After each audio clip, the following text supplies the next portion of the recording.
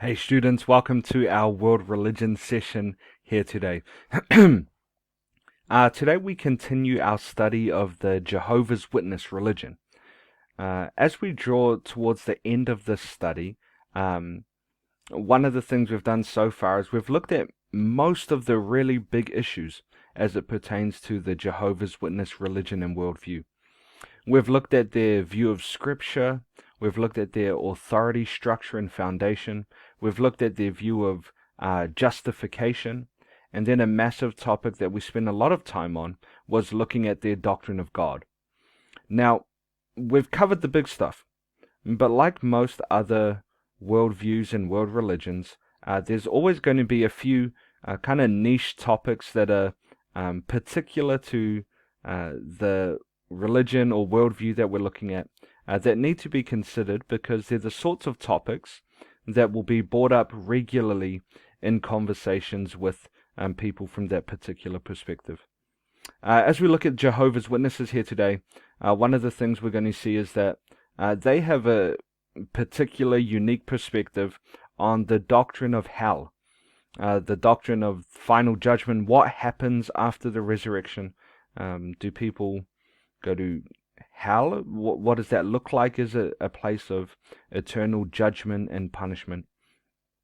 What we're going to see is the Jehovah's Witness perspective is that the idea of hell is that hell is a place where everyone goes after they die. They think hell is just synonymous with the place of the dead, and in fact, when we talk about hell as the place of final judgment, they see hell as the afterlife. It's just where everyone goes when they die. Now, at the final judgment, some people will go to Gehenna, or what we would consider hell, and for them, they don't see that as a place of punishment. Rather, they see that as a place of just destruction. You just no longer exist. You're wiped out of existence altogether. So we need to think through this issue because it comes up, particularly when we're chatting with our Jehovah's Witness friends. And many of them view the doctrine of hell as something that is unbiblical and tyrannical and actually quite evil. So we need to think through this issue from a biblical perspective and try and weigh the biblical testimony so that we can come to a right understanding of this issue. To begin with here, we are going to look at a small article from the Jehovah's Witness website, jdub.org. And so let me turn to that now. Okay, so this is from the jdub.org website. This is a small article called "What is Hell? Is it a place of eternal torment?" And they've got this nasty looking picture there of demons throwing people in cauldrons with fire underneath them, and they've got these big poking sticks that they're using on people. Quite a scary looking images. Is this what we view hell as? Well, let's read the article and see what they have to say before engaging this topic in a more detailed way.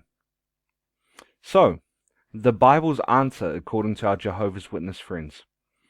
Some Bible translations use the word hell for the Hebrew word Sheol, and the matching Greek word Hades, or Hades is kind of the English way of saying it, both of which refer to the common grave of mankind. See Psalm 16 and Acts 10. Let's have a quick look. Psalm 16, "For you will not leave me in the grave," that's the word Sheol. "You will not allow your loyal one to see the pit." Okay, in Acts 2:27, this is where Peter is applying this verse to Jesus. "Because you will not leave me in the grave or Sheol, nor will you allow your loyal one to see corruption." Okay. Many people believe in a fiery hell, as shown in the religious artwork accompanying this article. However, the Bible teaches otherwise. 1. Those in hell are unconscious, and so cannot feel pain. There is no work, nor devising, nor knowledge, nor wisdom in Sheol. Good people go to hell. The faithful men, Jacob and Job, expected to go there. Genesis 37:35. And all his sons and all his daughters kept trying to comfort him, but he kept refusing to take comfort, saying, "I will go down to Sheol." mourning my son. And his father continued weeping for him. Job 14:13. Oh, that in Sheol you would conceal me, that you would hide me until your anger passes by, that you would set a time limit for me and remember me. 3. Death, not torment, in a fiery hell is the penalty for sin. He who has died has been acquitted from his sin. Point 4. Eternal torment would violate God's justice. Deuteronomy 32:4. When the first man Adam sinned, God told him that his punishment would simply be to pass out of existence. Dust you are, and to dust you will return. God would have been lying if he were actually sending Adam to a fiery hell. And then point 5, God does not even contemplate eternal torment. The idea that he would punish people in hellfire is contrary to the Bible's teaching that God is love. Okay, so this is the perspective promoted by our Jehovah's Witness friends. What we need to do is we need to consider carefully the biblical testimony to see if these two things line up. So that's what we're going to turn our attention to now. In our notes here, we have an article called Sheol, Hades, and Gehenna. Are there differences? This article is by a guy named Jesse Johnson. I found it to be a very helpful article. So what we'll do is we'll read through it slowly and carefully, and we will consider his argument to see what he has to say. And so let's do that now. Sheol, Hades, and Gehenna are all terms the Bible uses for the location that people go when they die. I'm often asked if those are the same place, and if so, why does the Bible use different words for them? The answer is actually pretty straightforward. So let's take a look at those three terms one at a time. Sheol. The Old Testament speaks of Sheol as the realm of the dead, and this includes both the saved and the lost. For example, consider the patriarch Jacob, who thought of himself as going to Sheol when he died. Genesis 37:35, 42:13, and 44:29. I've put one of those verses on the side here, Genesis 37, verse 35. It's the same one we saw before, but let's read it again. All his sons and all his daughters rose up to comfort him, but he refused to be comforted and said, No, I shall go down to Sheol, to my son, mourning. Thus his father wept. So, one thing to point out here initially is that this idea of Sheol, the first term that we're speaking of, is the realm of the dead. It's the place where people go when they die. This is similar to the argument being made by our Jehovah's Witness friends. However, one of the things we notice is that these words, Sheol, Hades, and Gehenna, in our Jehovah's Witness article, they're all called hell. Good people go to hell. I want to take some disagreement here. I would say the word used is Sheol, and in fact what we're going to see is that it's actually unhelpful to translate all three of these words as hell. So let's continue reading here. Sheol is not only where patriarchs go, but it is clearly spoken of as the realm to which those who die, absent saving faith, also descend. For example, Moses declared that when people die who despised Yahweh, then they descend into Sheol. Numbers 16 verse 30. I've put that verse on the side here, so let's read that together. Numbers chapter 16 and verse 30 says this. But if the Lord created something new, and the ground opens its mouth and swallows them up, with all that belongs to them, and they go down alive into Sheol, then you shall know that these men have despised the Lord. And so here we see that wicked people also go to this place known as Sheol. The righteous go there, and Jacob here referenced in the previous paragraph, and now we see that wicked people also go to this place called Sheol. And carrying on here then, Deuteronomy 32 verse 22 speaks of Sheol as the realm of the fire of God's judgment. And so we see this as a place where both the righteous and the unrighteous go. And because of that, I think it's unhelpful to translate this as hell. Next paragraph. It is best to understand Sheol as the term for realm of the dead, where both righteous and unrighteous went when they died. The best proof for this inclusive concept of Sheol is that David, King David, the man after God's own heart, thought of himself going to Sheol in 2 Samuel chapter 22 and verse 6. And yet he also taught that the wicked go there as well in Psalm 31 verse 17. Thus Sheol refers to the realm where the souls of all the dead went at death. Look at these two passages referenced here. David saw himself as going to Sheol. He says this in 2 Samuel verse 6. The cords of Sheol entangle me. The snare of death confronted me. But then he also saw that this was a place where the wicked went. Psalm 31 verse 17. O Lord, let me not be put to shame, for I call upon you. Let the wicked be put to shame. Let them go silently to Sheol. You see how this place is inclusive of the righteous and the unrighteous. It's the realm of the dead. It's where people go when they die, both righteous and unrighteous. Or rather, I should say, this is where people went during the time of the Old Testament. The next paragraph picks up on this. You'll notice I said went. I used the past tense because for the righteous, Sheol was an Old Testament concept.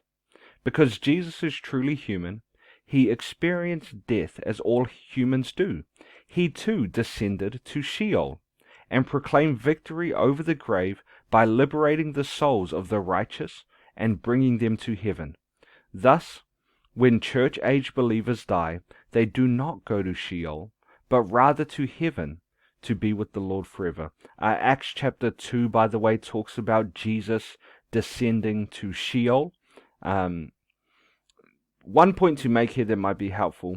In the King James Version of the Bible, the King James Version was published a long time ago, in 1611. The King James translates all three of these words, Sheol, Hades, and Gehenna, as hell. So in Acts chapter 2 it talks about, in the King James I should say, in Acts chapter 2 it talks about Jesus descending into hell. As I've said, I think that's an unhelpful translation. I think it's better to use the word Sheol. And in most cases, that's what the ESV does. The Bible verses that we've been seeing are the ESV, and they use the word Sheol just to make a clear distinction between these three words, Sheol, Hades, and Gehenna. Okay, so when church-age believers die, they go to be with the Lord forever. Hades is a New Testament Greek term that is used to refer to Sheol. So we know this because when we look at the Greek translation of the Old Testament, known as the LXX or the Greek Septuagint, what we see is that whenever the word Sheol is used, the Greek translation or the term used in Greek is always Hades or Hades. So Hades is the New Testament term that is used to refer to Sheol. Hades or Sheol refer to the same place, but there is a noticeable difference in the way the Old Testament and New Testament speak of Hades or Sheol. The Old Testament speaks of Sheol inclusively, and even the righteous dead descend there. However, because of Jesus' victory over death and the liberty he brings to the righteous in Sheol, Jesus does not teach that believers go to Hades, but rather that believers will be with him in heaven. John 14, verses 2 to 3. Now let's read those verses here. In my Father's house there are many rooms. If it were not so, would I have told you that I go to prepare a place for you? And if I go and prepare a place for you, I will come again, and will take you to myself, that where I am, you may be also. Carrying on. For that reason, the New Testament emphasis on Hades is a place of suffering and judgment. So the New Testament emphasis on Hades is as a place of suffering. The passage being picked up here, there's a few references, but the one I want to focus on is Luke chapter 16, verse 23. This is from the story of the rich man and Lazarus. You may know the story if you've read Luke's gospel before. It's quite a popular story. As the story goes that Jesus tells, there was a rich man and Lazarus. Lazarus was a poor man who lived outside the house of the rich man, and both men died. Lazarus, the poor man, went to be by Abraham's side where he was comforted. The rich man, however, we read this about him. And in Hades, being in torment, he lifted up his eyes and saw Abraham far off and Lazarus at his side. So, in this place, Hades, it seems like Lazarus is there, Abraham is there, but also this rich man is there. So the general understanding of Hades from the perspective of the New Testament from first century believers was that Hades had two compartments. It had a compartment where people were comforted. This is where Abraham and Lazarus were. This was a place that was paradise. This is why Jesus said to the man next to him on the cross, "Truly, truly, I say to you, today you will be with me in paradise." Then, after Jesus dies, we know that he descended to Hades. So, where was paradise? Well, it was in Hades. Hades had two compartments. One of the compartments was a place where God's people were comforted. It was paradise. It was the place where Jesus promised to be with the man next to him on the cross. The other compartment, however, was the place of torment. This is where the rich man found himself. Being in torment, he lifted up his eyes and saw Abraham. Back to the paragraph then. Even so, it is still the same location as Sheol, and does not refer to the place where the righteous Old Testament saints went at their death. This is made clear when Peter says that Jesus descended to Hades when he died, while the Old Testament speaks of him descending to Sheol. So you can compare Acts chapter 2 verse 27 and 31 with Psalm 16 verse 10. Ultimately, Jesus has authority over Sheol and Hades. He has the keys to death and Hades. That's what it says in Revelation 1:18, which is another way of saying he can bind or loose people from there as he pleases.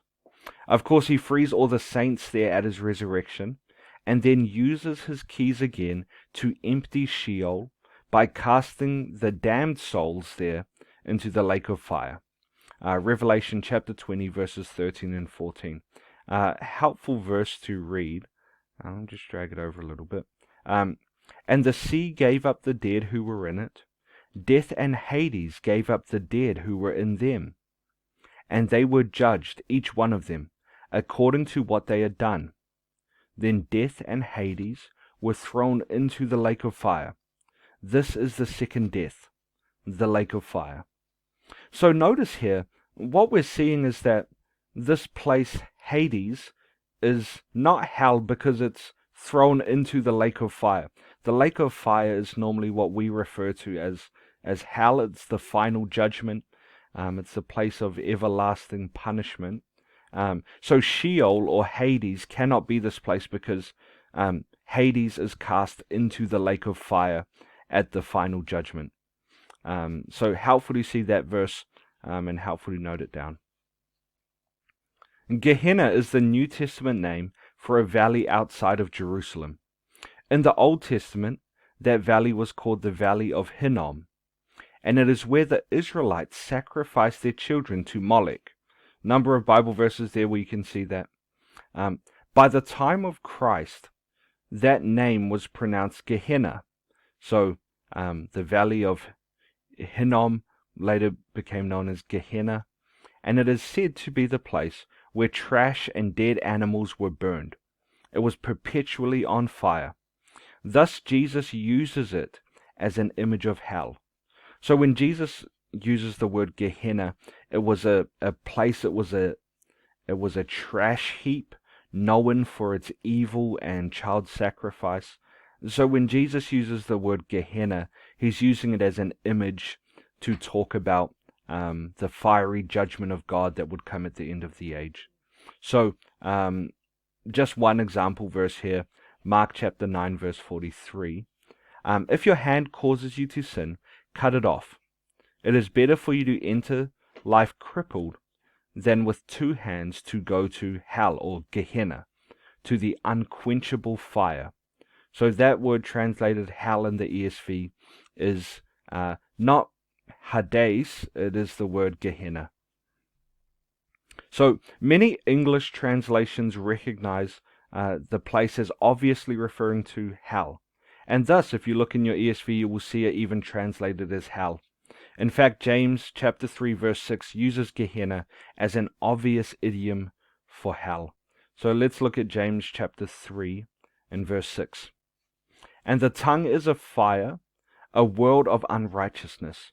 The tongue is set among our members, staining the whole body, setting on fire the entire course of life, and is set on fire by Gehenna, or hell translated in the ESV.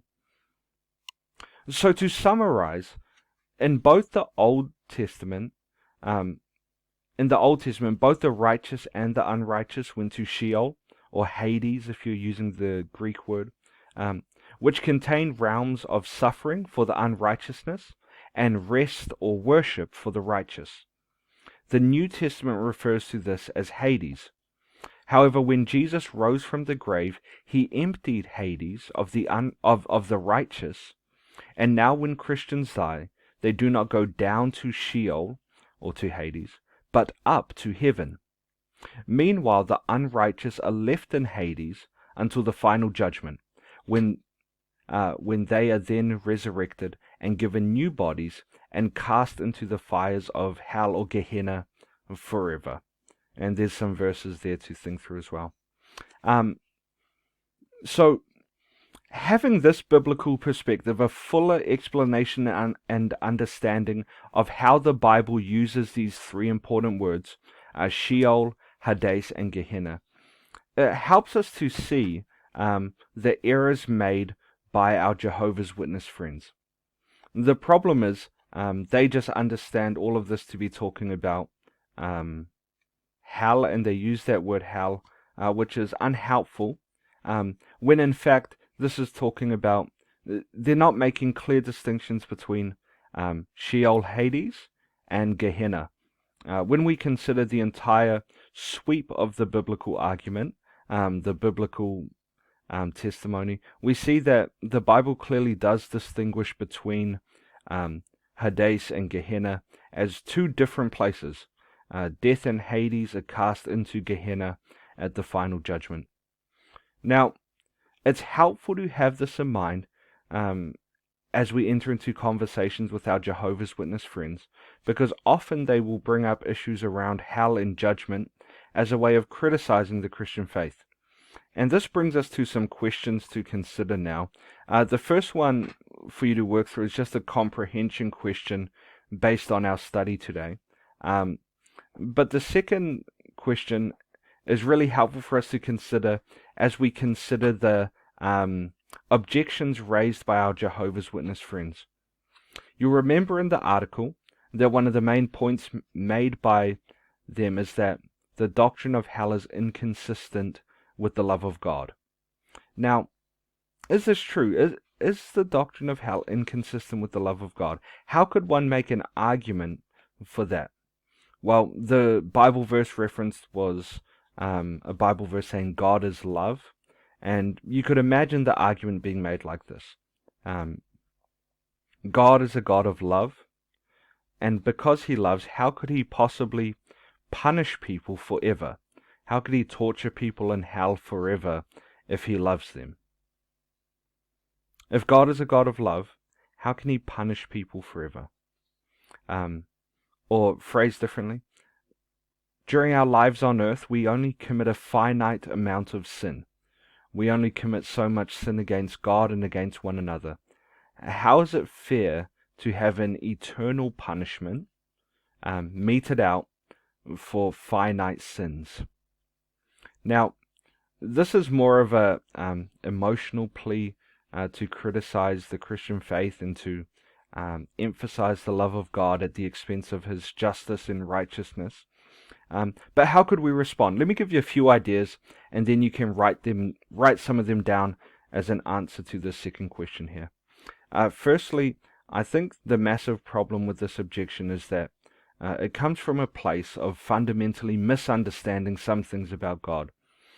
Firstly, to criticize the Christian view of hell because God is a God of love misunderstands the nature of God's love, and it radically underestimates human sinfulness.